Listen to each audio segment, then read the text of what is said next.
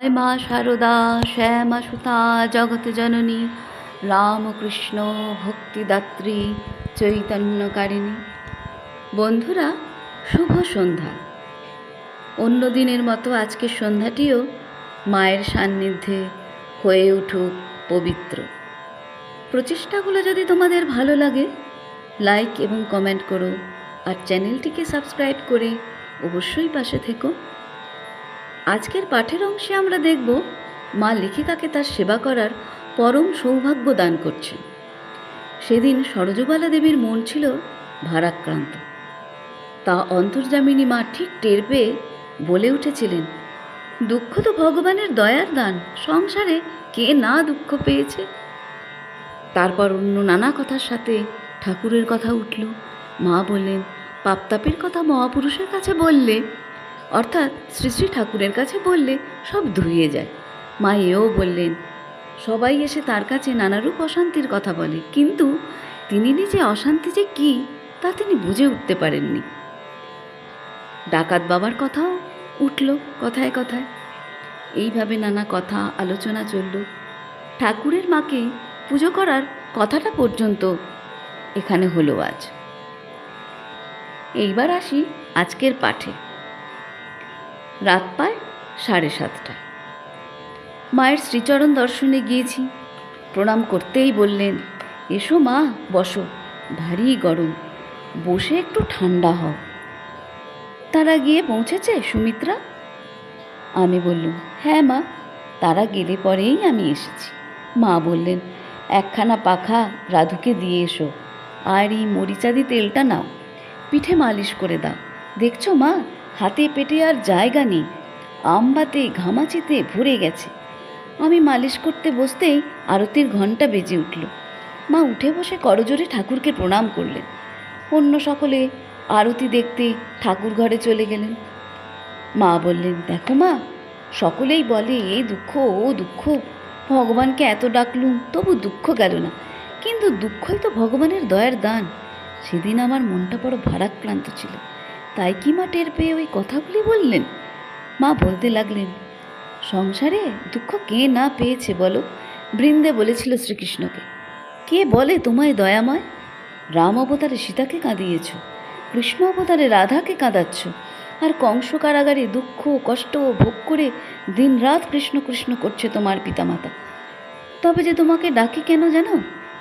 তোমার নামে সমন ভয় থাকে না। শচীন এবং দেবব্রত মহারাজের কথা উঠল।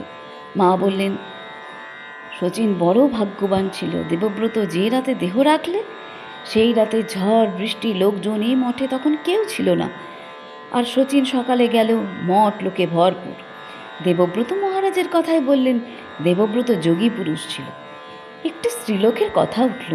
মা বললেন, অরূপ চেহারার লোকের ভক্তি বড় একটা হয় না, ঠাকুর বলতেন শুনেছি। আমি বললুম, হ্যাঁ মা, আবার কান তুলসে, ভিতর বুঁদে ইত্যাদি আছে, ঠাকুরের বইয়ে পড়েছি। মা বললেন, ও সেই কথাই বলছো? সে নারায়ণদের বাড়ি গিয়ে ও কথা হয়েছিল।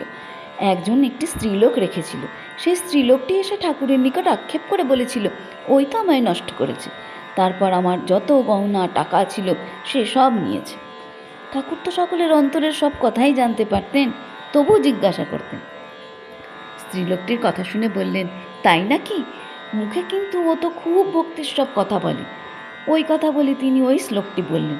যা হোক, মাঘি তো তার কাছে পাপের কথা সব ব্যক্ত করে খালাস পেয়ে গেল। নলিনী বললেন, তা কি হয় মা? পাপের কথা একবার মুখে বললে আর সব ধুয়ে গেল, তাই যাই নাকি? মা বললেন, তা যাবে না, তিনি যে মহাপুরুষ, তার কাছে বললে যাবে না? আর এক কথা শোনো, পাপ পুণ্য প্রসঙ্গ যেখানে হয়, সেখানে যত লোক থাকে তাদের সকলকেই সেই ভালো মন্দের একটু না একটু অংশী হতে হয়। নলিনী, তা কেন হবে? মা বললেন, শোনো, কেমন করে হয় মনে করো, একজন তোমাদের কাছে তার পাপ পুণ্যের কথা বলে গেল। মনে কখনো সেই লোকের কথা উঠলেই সঙ্গে সঙ্গে তার এই ভালো মন্দ কাজগুলির চিন্তা এসে পড়বে। সেইরূপ এই ভালো মন্দ দুই তোমাদের মনের ওপর একটু কাজ করে যাবে। কি বলো মা, তাই না? আবার লোকের দুঃখ কষ্ট অশান্তির কথা ওঠায় মা বলতে লাগলেন, দেখো, লোকে আমার কাছে আসে, বলে জীবনে বড় অশান্তি, ইষ্টদর্শন পেলুম না, কিসে শান্তি হবে, কত কি বলে। আমি তখন তাদের দিকে চাই, আর একবার নিজের দিকে চাই, ভাবি এরা এমন সব কথা কেমন বলে। আমার কি তাহলে সবই অলৌকিক? আমি অশান্তি বলে তো কখনো কিছু দেখলুম না। আর ইষ্টদর্শন, সে তো হাতের মুঠোর ভেতর, একবার বসলেই দেখতে পাই। মার ডাকাত বাবার কথাটি বইয়ে পড়েছিল, তার নিজ মুখে হাতে সেইটি শোনবার ইচ্ছে হওয়ায় মাকে এখন জিজ্ঞেস করলুম, মা, বইয়ে পড়েছি একবার আপনি দক্ষিণেশ্বরে আসছিলেন, লক্ষ্মী দিদি প্রভৃতি সঙ্গে ছিলেন। আপনি নাকি তাদের সমান দ্রুত চলতে না পেরে ও সন্ধ্যা হয়ে আসছে দেখে তাদের এগিয়ে যেতে বলে নিজে অনেক পিছিয়ে পড়েছিলেন। এমন সময় আপনার সেই বাগদি মা বাপের সাথে দেখা হয়।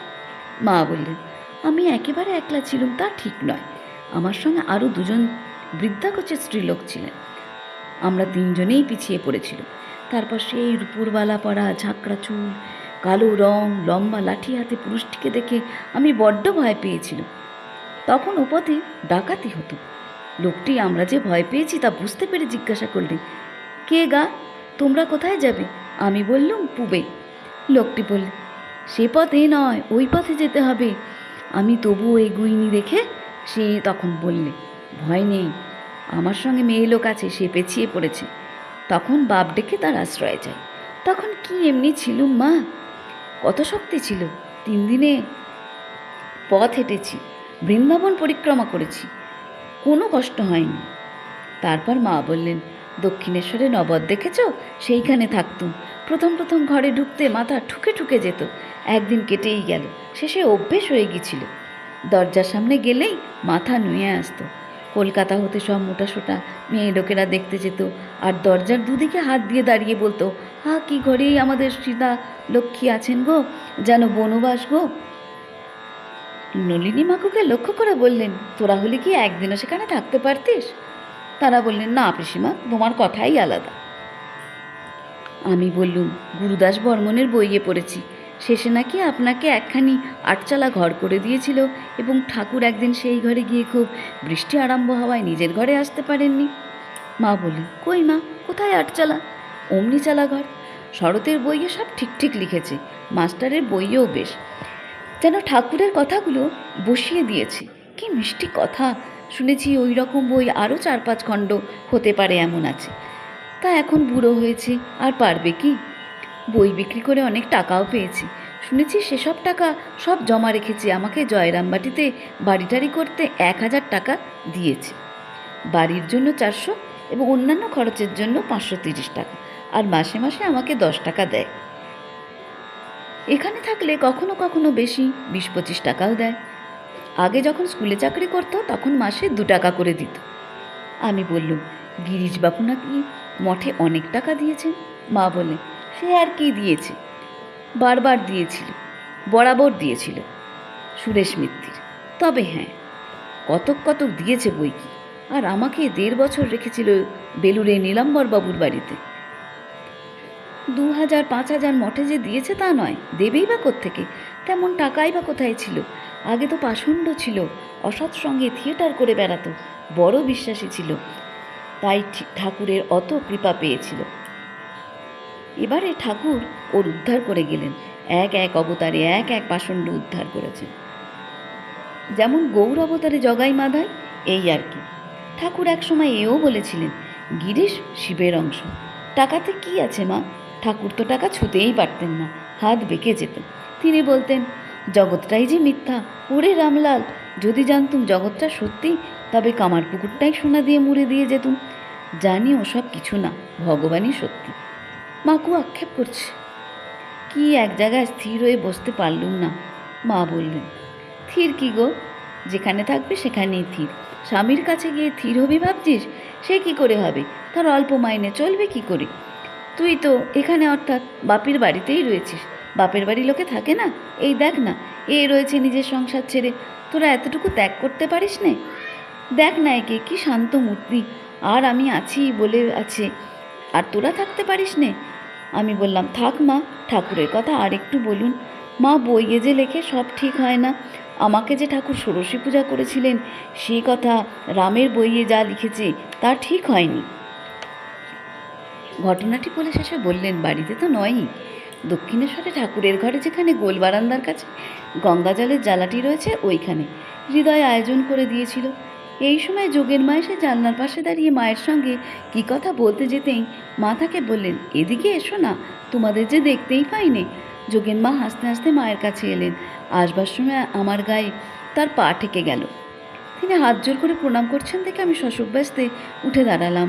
প্রণাম করে বলছি, এ কি যোগেন মা, যে আপনার চরণ ধুলিরও যোগ্য নয় তার গায়ে পা ঠেকেছে বলে প্রণাম? যোগেন মা, সে কি মা, ছোট সাপটাও সাপ, বড় সাপটাও সাপ, তোমরা সব ভক্ত যে। মায়ের পানে চেয়ে দেখি মুখে সেই করুণা মাখা হাসি। রাত্রি অনেক হয়েছে দেখে কিছুক্ষণ পরে প্রণাম করে বিদায় নিল। আজকের পাঠ এখানেই সমাপ্ত হলো। মায়ের কৃপায় সবার খুব ভালো কাটুক দিনটি, সবার খুব ভালো হোক, মঙ্গল হোক, সবাই সুস্থ থাকুক। জয় ঠাকুর, জয় মা, জয় স্বামীজি। হরি ওম তৎসৎ। শ্রীরামকৃষ্ণার্পণমস্তু।